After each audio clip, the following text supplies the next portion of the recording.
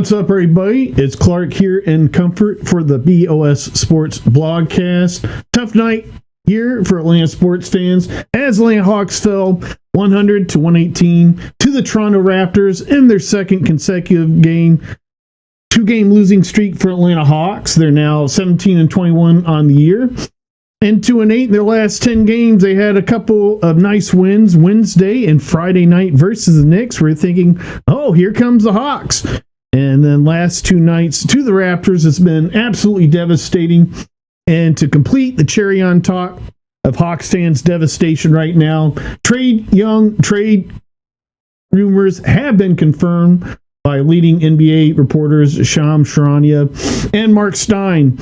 A little bit of good news today for Atlanta sports fans. Atlanta Falcons, clean shit. It's a clean house. Atlanta front office. Terry Fontenot, he's gone. Raheem Morris, he's fired. Rich McKay, the person that people would say would never be gone, he's gone. The Falcons, they hired a new president, I believe, of the business side. Beatles. I can't remember his first name. Beatles. Kind of like the Beatles. So back to the Hawks here. Got a giant episode here of the BOS Sports blogcast. I'm going to be recapping this Hawks and Raptors game.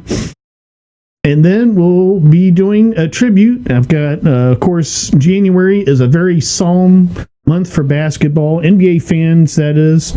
It is a month that we lost two legends, both off the court and on the court. And Stuart Scott, who passed away January 4th, last decade. And Kobe Bryant, of course, who passed away, I believe that was in 2020.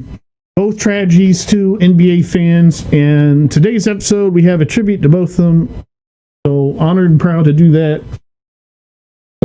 So I am still not the performance we needed to see from the Hawks overall. Things trending nicely defensively. It was a nice defensive effort. Of course, for the Raptors, Aka Portal was out for them. He's a big key to their offensive sets in the half court there, the starting lineup. Zachary Riche, he had a very bittersweet game. It was a tale of two halves. As the first half, he looked absolutely awful, unplayable. 4 fouls in 8 minutes, really struggling on defense. Looked like he had regressed defensively. But the Raptors, they had really keyed in on the Hawks' defensive rotations, and Scotty Barnes several times there on the screen, he got around and got mismatched with our shooting guards, both Zachary Riche and Vit Krejci, and he absolutely pounded them in that first half. Zachary Riche, he got a bunch of fouls. Vit Krejci, he was gassed as well, guarding Scotty Barnes, who's one of, if not most athletic power forwards in the NBA. And of course, being at the 4 there, that also creates the mismatch the struggle, uphill battle for Jalen Johnson, who struggled in both these nights, versus a team with very athletic power forward. Of course, we've seen Jalen Johnson previous games versus other marquee power forwards and be very successful. But Scotty Barnes, he's extremely athletic and certainly a force to be reckoned with on defense for Jalen Johnson. So, back to Zachary Riche, his second half, he scored 16 points. He had 1 foul there early in the third quarter. He had 5 fouls in the third quarter, and you might think, wow, it's crazy. Quinn Snyder left him in the game. Well, Zachary Riche, he's got to learn somehow to play on NBA level, and these different teams, versus teams like this Raptors team, he gets to the mismatches, such as with the screens with Scotty Barnes. Riche, we need him to be an excellent defender. And with Dyson Daniels' struggle, it might be a key to Dyson Daniels' struggle from the three-point line. It might be a key to this Hawks starting lineup. We'll get to that later on in this episode, but to continue on with Zachary Riche, absolutely brilliant second half, absolutely brilliant decision by Quinn Snyder to leave him in the game. Some fans are still a little bit disgruntled, but I don't think they quite see the development path with and trajectory with Zachary Riche. I think if he continues to stay positive, he's got all the tools. He's just missing IQ on both ends of the floor. If he can clean those things up and keep getting reps there in game, I think he will be just fine and be a star player here for this Atlanta Hawks team. So I'm still hoping with this roster, getting here to the Trae Young trade rumors, that this roster, when fully healthy, can keep the Spurs out of the lottery and get our young core, a Dyson, V, Zachary Shea, and Jalen Johnson, the play-on and playoff experience. Now, it's certainly a disappointing season overall. To this point, 17-21, under 500, and really at the fringes of the play-in tournament, when really we wanted this Atlanta Hawks team to be around the 6th seed. You want the Hawks to stay out of the play-in this year, and we wanted the Hawks to make some noise in the playoffs and have some success.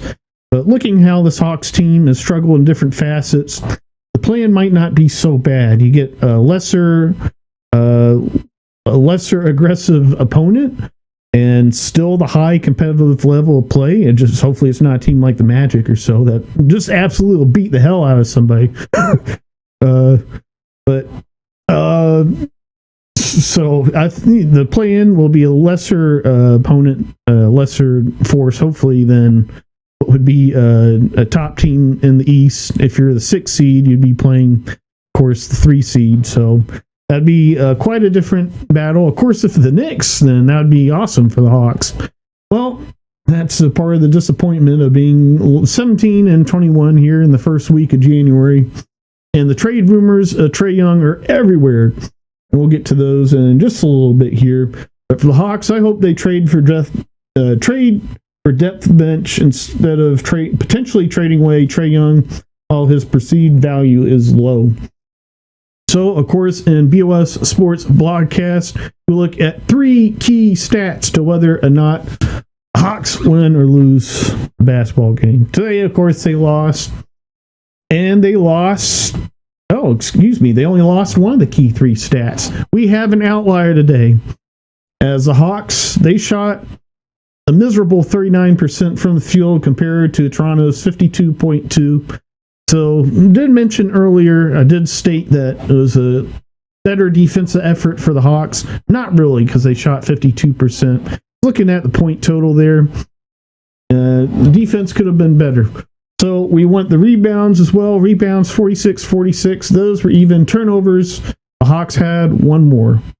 Oh, so they did lose. Excuse me. It's been a long day. I'll get to it in a minute, but I had a big system to help me get these blogcast episodes out faster after the games, and it all blew up in my face today.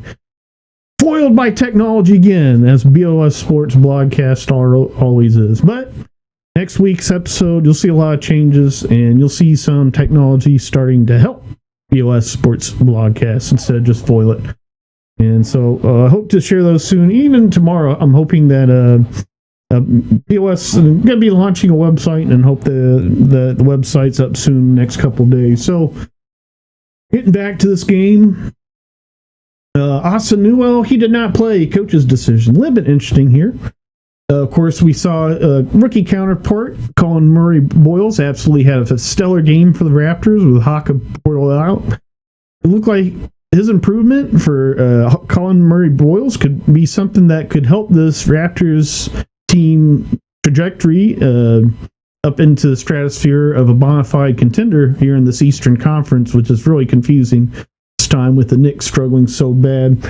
And it seems like every year, just like last season, the Knicks seemed unbeatable for a small period of time, and then things started even out again, as was the case a few weeks ago for the Knicks, and as well as last January, for the Knicks, and then later on, of course, they lose the Pacers in the playoffs. They got pretty far. They had a nice year, though, but Knicks fans, they were wanting that title. They haven't had that title in years. Hawks fans, we've never had a title, at least none in Atlanta. Okay. I'm getting a little bit off a tangent here. Hawks players, Onyeka Okongwu, double-double, 17-12. Decent day here. Haka Portal was out. He fared a little bit better. Zachary Ricochet, 16.7 for 11, all in the second half. He also had 4 rebounds, 4 assists, a steal. I'd like to see a little bit better defensive numbers. Only 1 steal, 0 blocks. We want Ricochet to have at least a block and 2 steals a game. He's certainly going for him a lot, and that's why he got all those fouls. Jalen Johnson, double-double. 13, 14, 5 for 15 from the field. He really struggled in this game versus Scotty Barnes, aforementioned. The Raptors, they have good matches for Jalen Johnson in countering his athleticism. When the Hawks play these Raptors team, they have to have a counterpunch for that. So Vit Krejci, he had a decent day, 10 points, 2 for 5 from three-point land, 3 for 6 overall. Certainly not the offensive explosion we sometimes see out of Vit.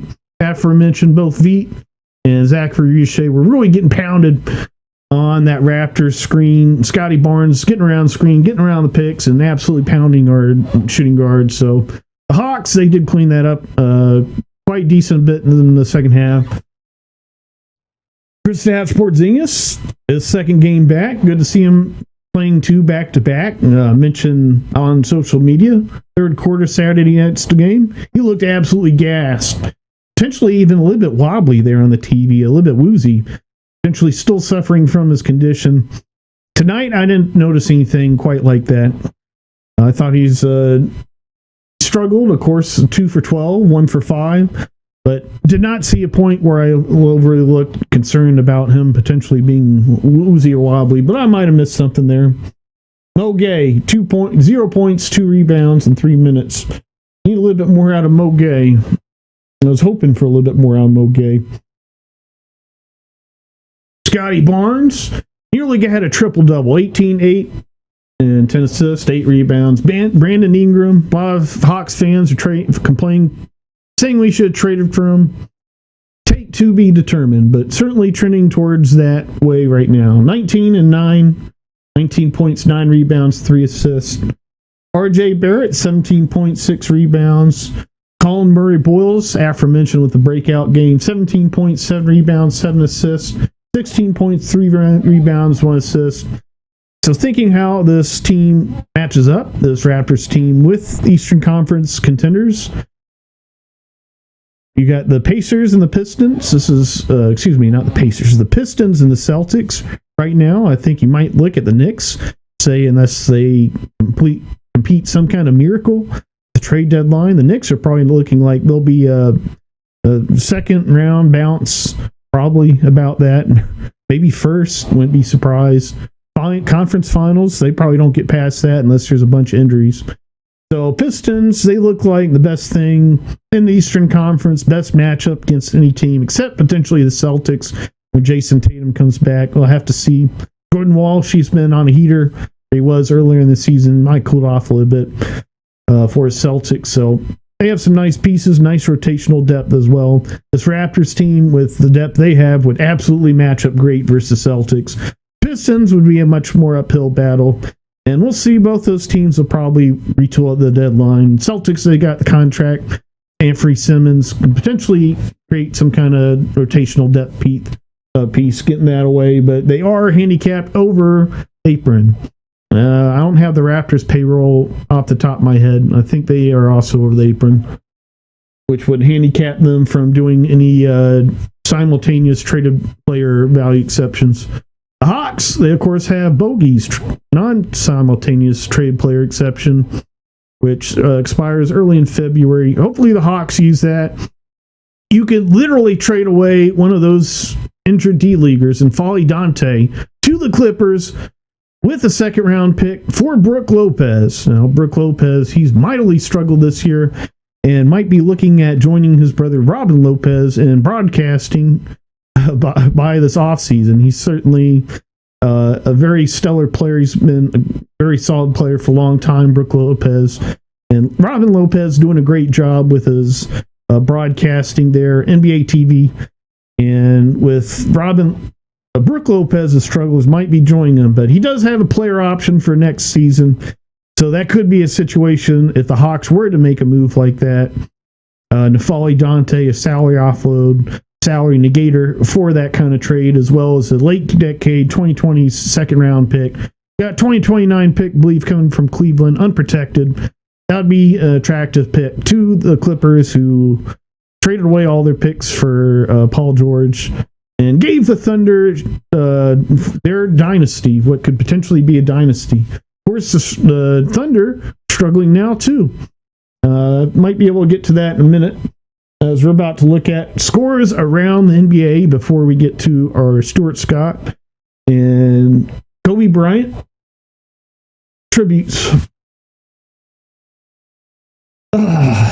So, Knicks, they lost again. Aforementioned, I wouldn't be surprised they got bounced in the first round this season. They just pull off some kind of miracle. They'd probably be a CJ McCollum candidate with that Knicks team.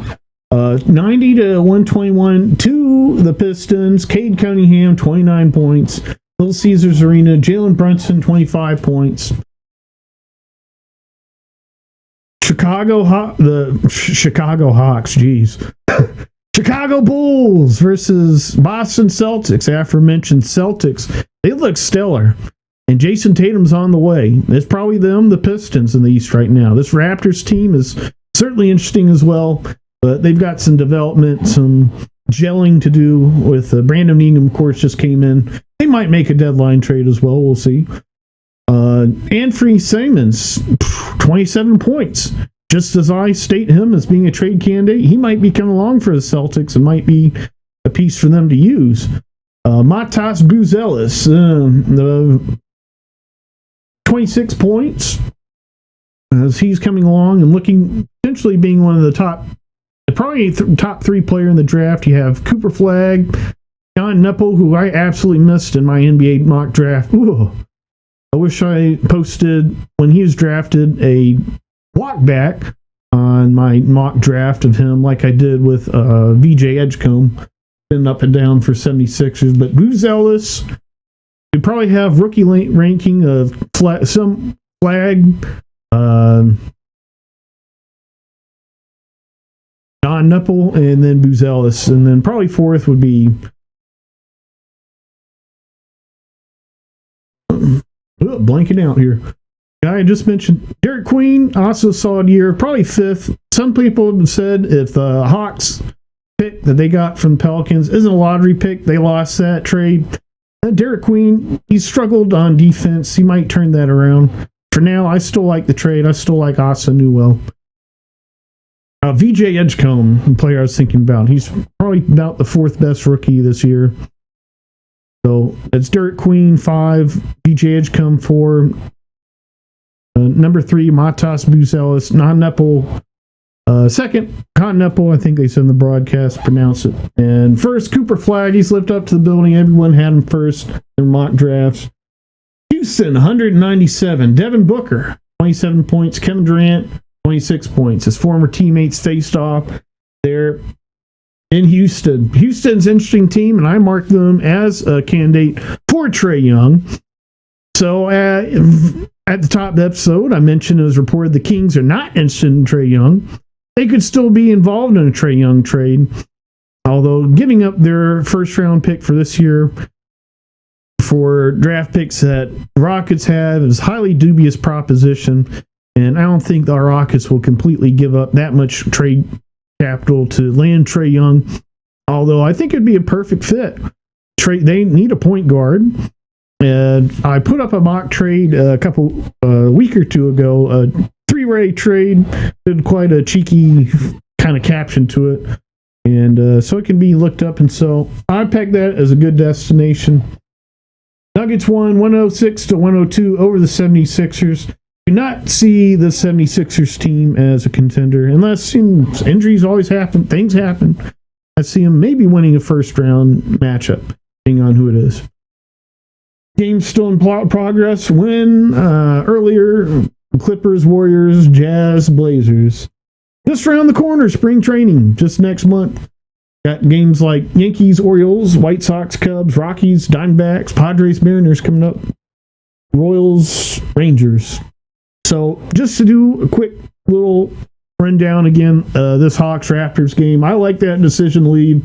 Ricochet in, not just in the third quarter with 5 fouls, but also in the first quarter when he had 2 fouls. The Hawks, they did go down 15 to 14, and he did struggle. Ricochet did after that, but aforementioned, he had the great second half. Jamal Shed, he had quite an interesting interaction interaction with Kristaps Porzingis in this game. 2 straight non-basketball plays on him. Dangerous plays. Seem very questionable, highly questionable why they happen. R.J. Barrett was later assessed a technical foul on a play with KP later. It seemed like referees are maybe just trying to hone things back together, as there's quite a bit of animosity building between the teams. I would have probably put a technical foul in one of those Jamal Sheed situations, but NBA refs caught up by the R.J. Barrett situation with Kristaps Porzingis. They assessed the technical foul, and that about ended things, as there are no big confrontations afterwards. Oh, I gotta sneeze.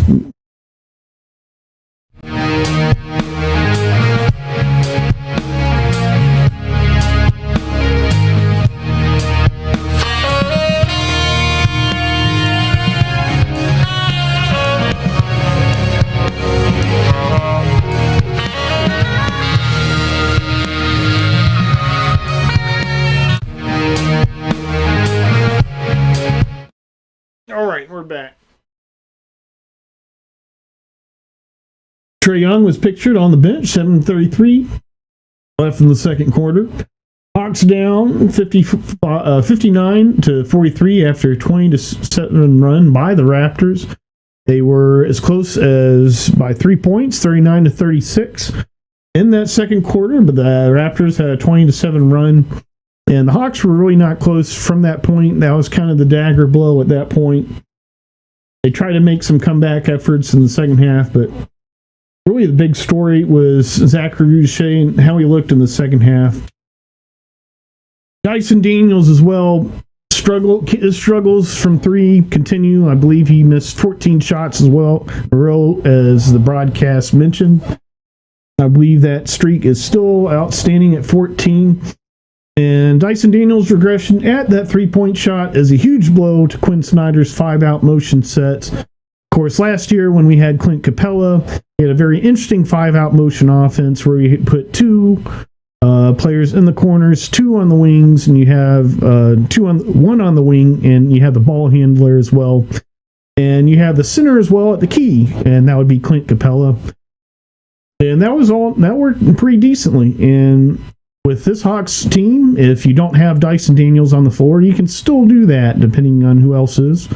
So you have Onyeka or Kristaps Porzingis. Both of them can shoot a 3.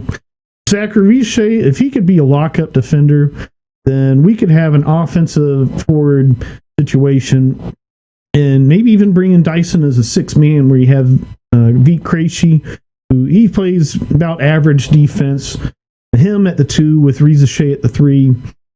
But unfortunately, that's not a fathomable possibility with with Zachary Shea's defensive struggles. He would absolutely not be able to replace Dyson Daniels at this point as an on-ball defender of the top offensive threat of opponents on a nightly basis. But it would solve the 5-out motion. It would solve the struggles on offense, as Dyson not being able to hit that 3 from the wing or the corner anymore is really a huge damper on these 5-out sets. Of course, traditional 5-out offense, you have players corners, wings, and ball handler as well above the 3-point line. And with that, and especially with Quinn Snyder's variation of the 5-out motion offense, Quinn Snyder's variation of the 5-out motion offense is almost like a non-shock term for the triangle offense. It's almost like he's trying to sneak in the triangle, because there's all of these different triangles that can occur between the ball handler and players within the wings and spread out beyond the 3-point line. And having that center there around the key is all these different triangles that can occur, and that would be a beautiful offense. The Hawks could get together with this team, with Kristaps Porzingis or Onyeka Okongwu, both avid passers there around the key. It would really be something, but Dyson Daniels not being able to hit that open 3, the spacing absolutely does not work, as the defenders are able to sag off of him, and you no longer have a 5-out motion. You have a 5-out motion offense, but you have a defense that's playing partially a zone defense, as you have one defender that doesn't have to stay at the 3-point line. It can always be around the lane or the paint, and nowhere near Dyson Daniels. So that's about the cherry on top of the cake of the struggles of this Hawks team. And it makes me wonder if maybe there needs to be some kind of change. Not sure what that would be as far as shaking up the core. Something to think about and something we'll have to keep track on. We make our way up to this deadline.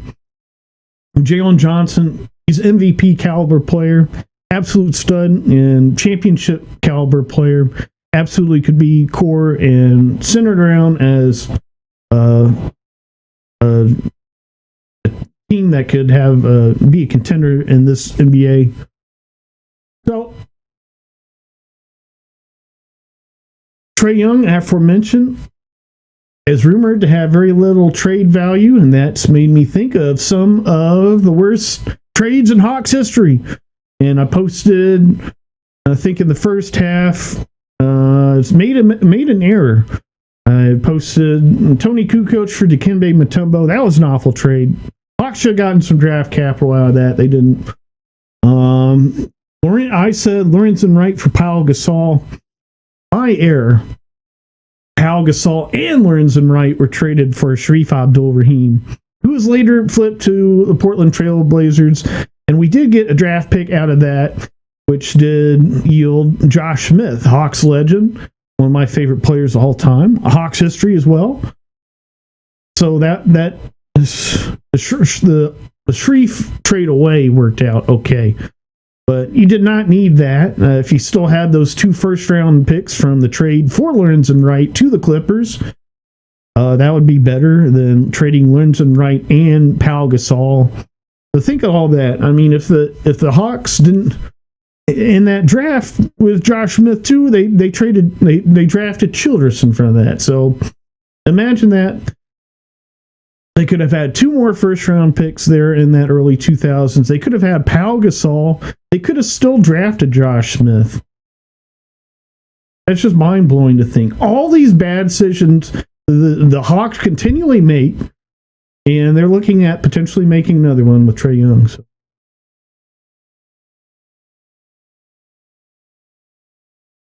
I would be a no on it. I would like to see the Hawks come together as a team, play better basketball. That means Trae Young playing a little bit more into a role than being primary ball handler. And I hope that he's certainly one of the best players in the league and certainly could do that. And he still has his player option for next season. Just opt into that. And there can be an offload trade in the offseason. This Hawks team really needs to stay out of lottery. As, of course, the Spurs have our pick. So I would be no on that. All right, before I start running out of gas, I kind of already am a little bit. We have a quick break here for station identification before a tribute to Stuart Scott and Kobe Bryant.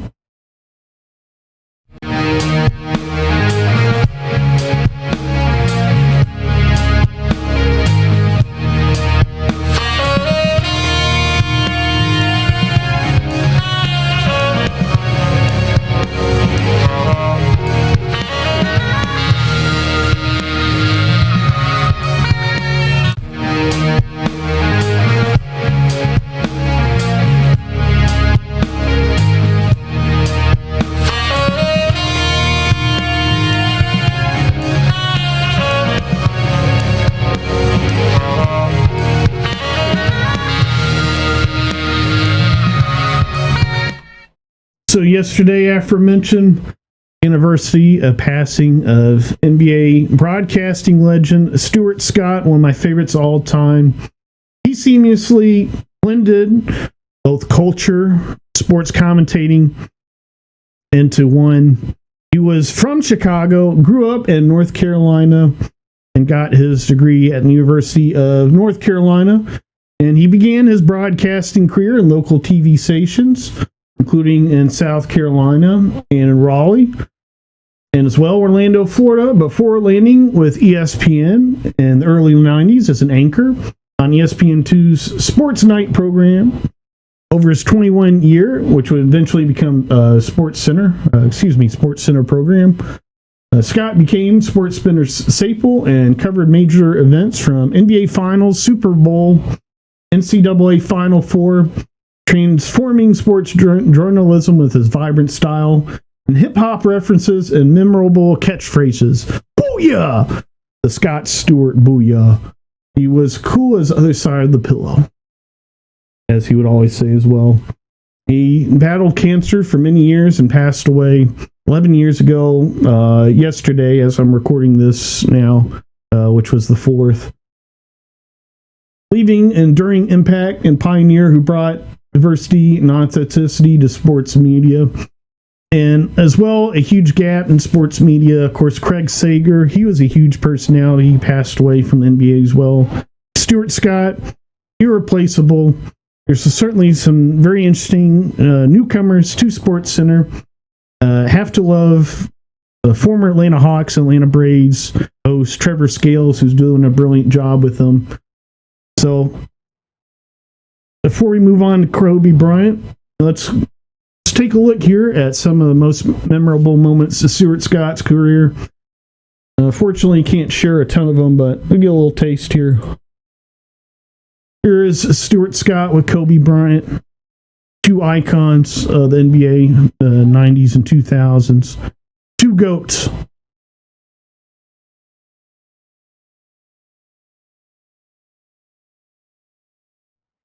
Of course, Stuart Scott had many fun moments. How you doing? Hey, what's up?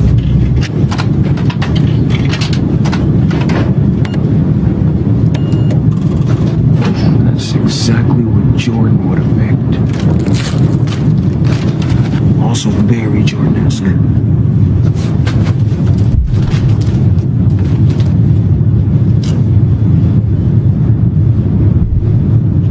Championship Sunday? No. I guess because it's an NBA game where a guy does something that has not been done in 44 years. You got to see it to believe it.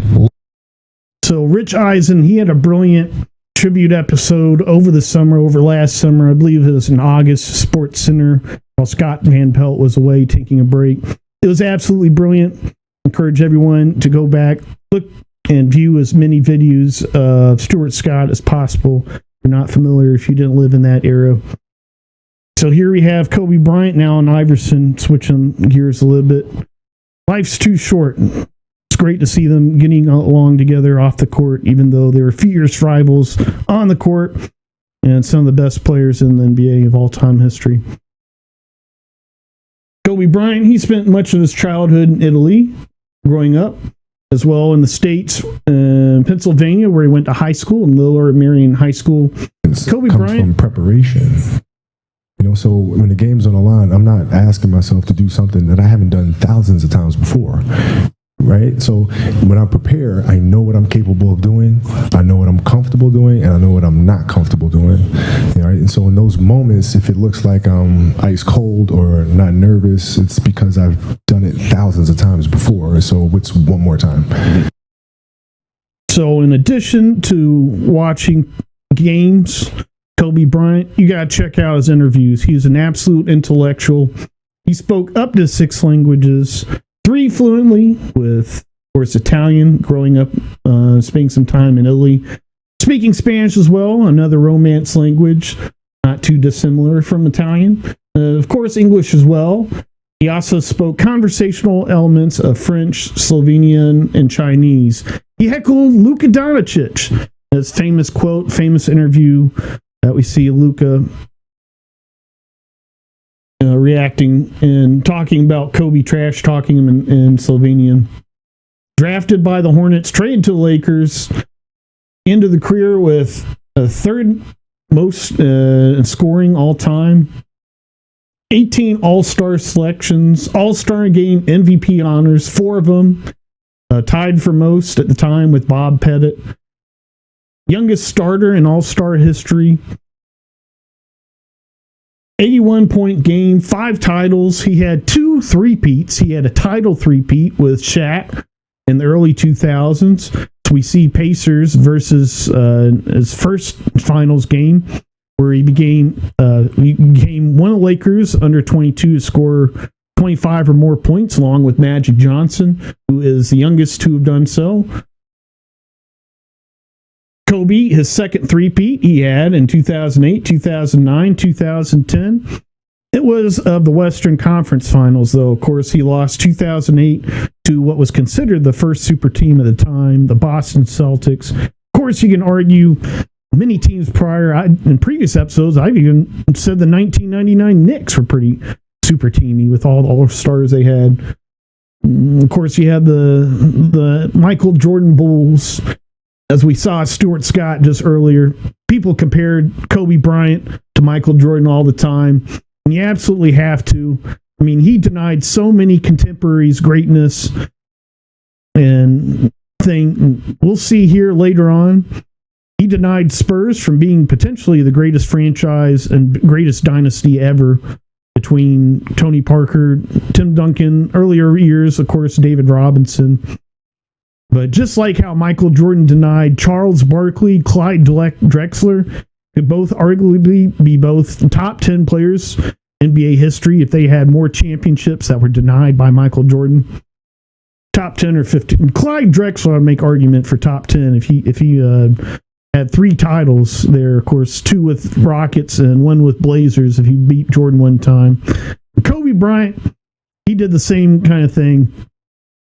We'll see later on his late dynasty. Of course, he denied that Suns team several times. See him exit Steve Nash in that conference finals. So many great players. That Celtics team, they could have had 2 titles. He denied that. The big 3 Celtics 2 titles. I think Kevin Durant, Paul Pierce, what their resume would be with 2 titles.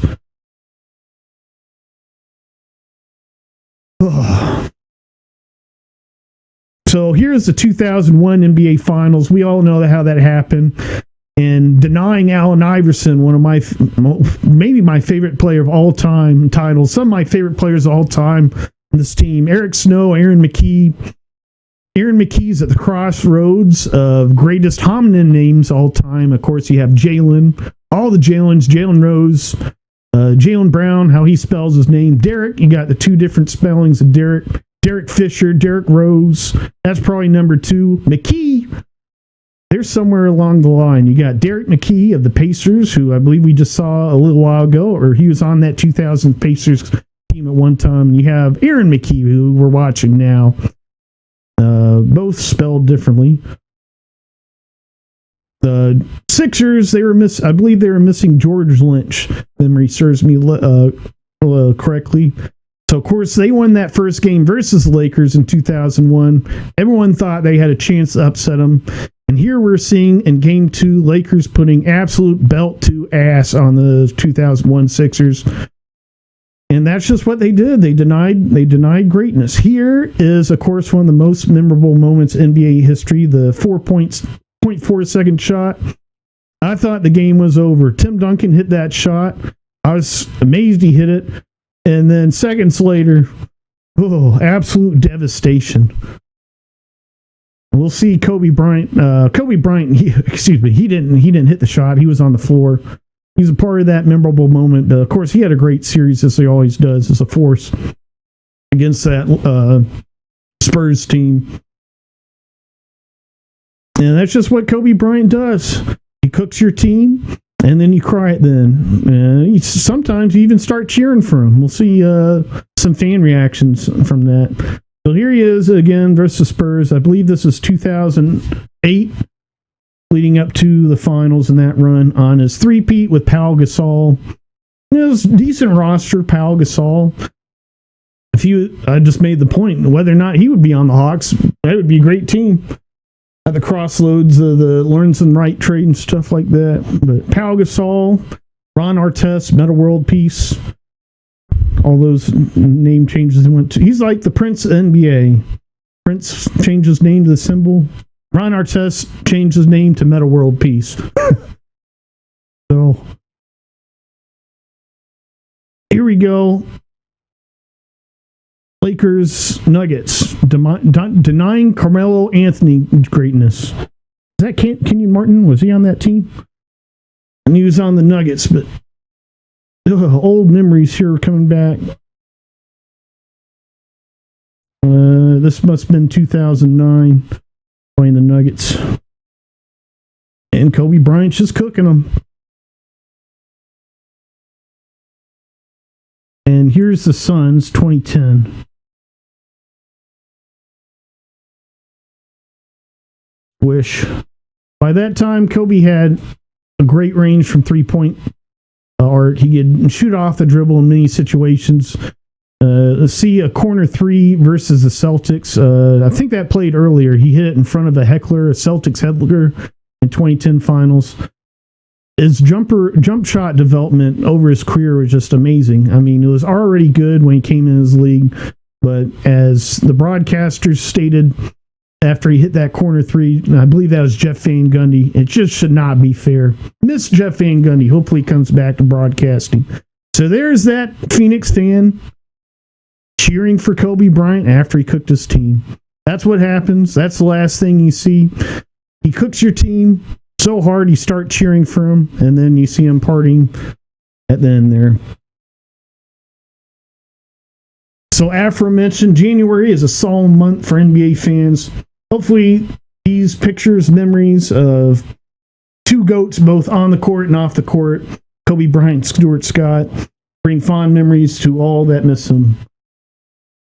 So this has been a great episode of BOS Sports Blogcast. Next week, I created the Hawks in an old basketball simulator. I'll reveal which one that is later on.